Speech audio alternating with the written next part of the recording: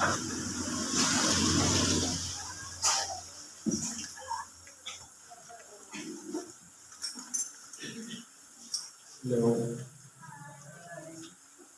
Hindi po pangalan ng dakilang ng Yesu Cristo, isang mapagpalang gabi sa bawat isa. Dito po tayo sa sampung pagpapasalamat para sa taong 2025. Ginaganap natin itong ikatlong linggo sa bawat buwan. Ibibigyan ko po ng buhay ayon dito sa Ebanghelyo ni San Lucas, Kapitulo 24, versikulo 7 hanggang 19. Pero po kasi sinabi nito ang aming nakilang Panginoon, sabi niya, walang kato sa ibabaw ng kapwa kato na hindi ibabaw. Kumbaga, yung kalagayan ng mga anak katulad din natin na nagtatanong tayo ng maliwanag at kasagutan kung kailan mangyayari ang mga bagay ito. Sabi dito, at kanilang itinanong sa kanya na sinasabi, puro kailan nga mangyayari ang mga bagay ito at ano ang nagiging tanda at na malapit na mangyayari ang mga bagay. Ito, kumbaga, para makakuha ng proof o patunay ang mga alagad ng ating dakilang Panginoon, sa pamamagitan ng kanyang mga alagad, sila ang nagtatanong, pero para po yan sa pagpapitaman ng ating. Sapagkat, sabi nito, ang nagtitingan kayo, mawag kayo mga kaibigan. Sapagkat, marami ang kalalitan sa ating pangarap, marami ang nagsasabi, ako ang Kristo, at malapit na panahon, wag kayong magsusunod sa akin. Ito, hindi na ulitin sa ating nagilang Panginoon.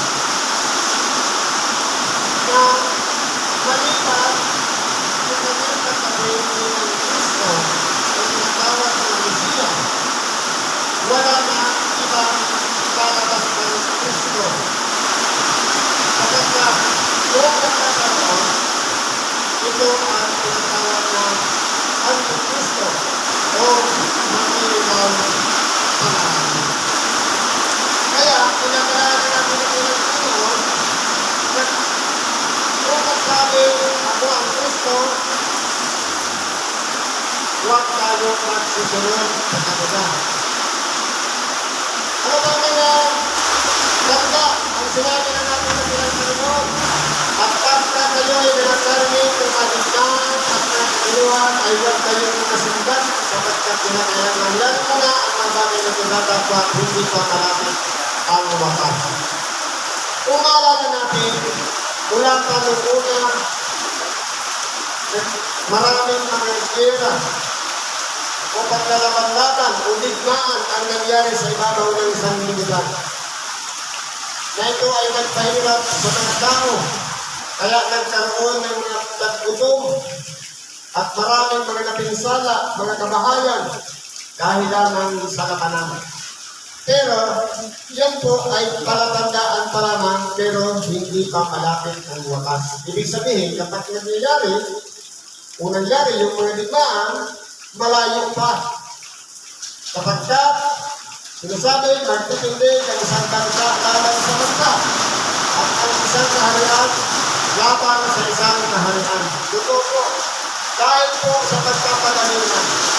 Pero nararamit po natin, marami po ang nagkikinaban sa pagkira. Sino-sino? Walang kita, mayaman bansa, nagiging ang mga para. Ang mga minsan, para meron silang makantahan, kaya sila nag-uutog ng mga pera para ang bansa naman ang pagkakalaban. Para ginagawa ng negosyo Pero yan ay isang palatandaan lamang na kinakailangan mangyari. Kumbaga, inihula na ng ating dakilang Panginoon bago pa man mangyari. At kung sakali nang mangyari, sumampalataya tayo sa Kanya. At magkakaroon ng malalakas na lindol sa iba't ibang dako at magkakagutom at magkakasalot at magkakaroon ng mga bagay na kakilakilabot at ng mga dakilang tanda mula sa langit. Totoo po. Kaya ngayon, pagkasaka natin, dahil parang ibinabalita ang the big one, kaya minsan, kung mapapansin natin, parang hinihilig ng mga tao na magkaroon ng lindol. Pero yung inaasahan nila, yung expectation nila, kung saan lugar magkakalindol, hindi po yan nasusunod. Dahil po, kahit sabihin natin, kasama tayo sa Pacific Ring of Fire, pero iba po yung kanilang pagkaunawa. Kasi ibang lugar naman ang inuuga ng mga lindol. At dahil sa mga lindol na yan, marami po ang nagkakaroon ng mga pinsala. Kung kaya ang mga tao, nawawala ng mga tahanan, nagkakagutom, at nagkakasalot dahil sa mga sakit.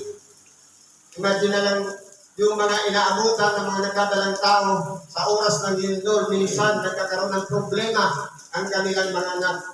Isa po yan kasama sa mga nagiging salot. Di maging sa mga hayop nangyayari din po yan. Sabi nito ng ating nakilang Panginoon, datapwat, bago mangyari ang lahat ng mga bagay na ito, ay buhulihin kayo at pag-uusipin kayo at kayo ibibigay sa mga sinaguga at sa mga bilangguan at kayo dadalhin sa harapan ng mga hari at mga gobernador dahil sa aking pangalan. Kaya kung magugulitan natin, mga kapatid, ang kamatayan ng mga alagad ng ating kabilang Panginoon ay hindi pangkaraniwan. Merong binalatan ng buhay. Merong inilublog sa isang kumukulong mantika. At merong ibinitin ng patiwarik. Merong ipinago sa krus na paitis at pasuwi. At merong pinugutan ng ulo. At meron namang namatay sa ordinaryong kamatayan. Kaya kinakailangan mangyari yan dahil po sa pangalan ng ating dakilang Panginoon. Na kumbaga, ipaglalaban nila ang pangalan ng ating dakilang Panginoon kapalit ng kanilang kamatayan. Kaya po kung titingnan po natin, hindi po naging pangkaraniwan ang pinagdaanan ng mga alagad ng ating dakilang Panginoon. Ilang beses silang ibinilanggo at pinarusahan pero pinalalaya sila ng mga anghel dahil po sa ang kanilang tungkulin na ipangaral ang salita ng Diyos ay hindi po mapipigilan. Ito ay magiging patutuo sa inyo, sabi ng ating dakilang Panginoon sa kanyang mga alagad. Pagtibayin nga ninyo ang inyong mga puso na huwag mo nang isipin kung paano ang inyong isasagot.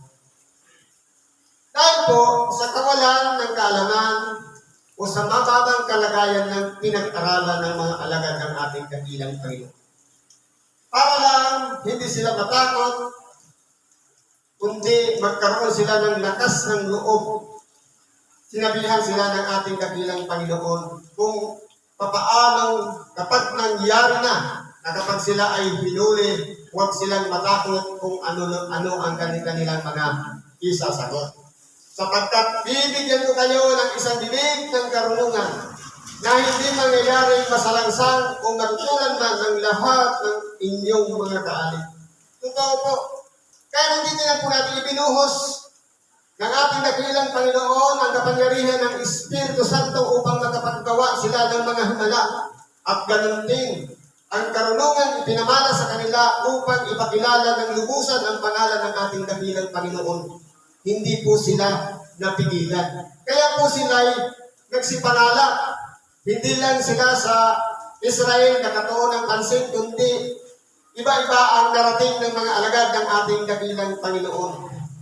Sapagkat pagamat sila ay isang mga katulad ng mga mangingisda lamang, nasa mababang antas ng pamumuhay, pero dahil nga ipinaglaban nila ang pangalan ng ating dakilang Panginoon na ipinakikilala sa lahat ng mga tao, sila po ay tinutulungan ng Espiritu Santo para manindigan, para patutuhanan sa kanila sa lahat ng mga tao na kanilang nakakasalamuha na ang pangalan na bilang Panginoon dapat mailagay hindi lamang sa isipan ng tao, kundi sa puso ng bawat isa. Sabi dito, datapwat kayo ibibigay ng kahit mga magulang at mga kapatid at mga kamag-anak at mga kaibigan at ipapapatay nila ang iba sa inyo at kayo kapuputan ng lahat ng mga dahil sa aking pangalan. At hindi mawawala kahit isang buhok sa inyong ulo. Sa inyong pagtitiis ay may pagwawagin ninyo ang inyong mga kaluluwa. Kaya po kung titingnan po natin, bagamat nagdawatak-watak ang mga alagad ng ating nakilang Panginoon. Pero hindi po sila pinabayaan ng Diyos. Pinakailangan marating nila yung tamang hangganan ng kanilang buhay sa pagpapahayag sa pangalan ng ating nakilang Panginoon. Na kahit isa man sa kanilang buhok ay hindi mawawala hanggang sa maganap nila ang kanilang tungkulin na walang iba. Ipalaganap ang mabuting balita, ang salita ng Diyos sa lahat ng mga tao, hindi lamang sa Israel, maging sa labas ng Israel. Sabi nga, sa buong sanlibutan.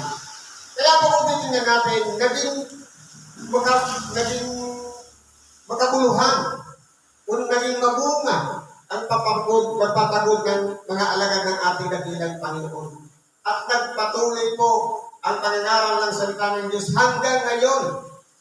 Ngayon, ginaganap din natin dahil sa pangangaral din na ginawa ng mga alagad ng ating dakilang Panginoon kung paano sila pinangunahan ng Espiritu Santo. Mas lalo pang lumago dahil ang Espiritu Santo ang gumagawa para lamang ipahayag ang pangalan ng kaya kasama tayo doon sa pinagpapahayagan. Italim natin sa ating puso ang pangalan ng ating dakilang Panginoon.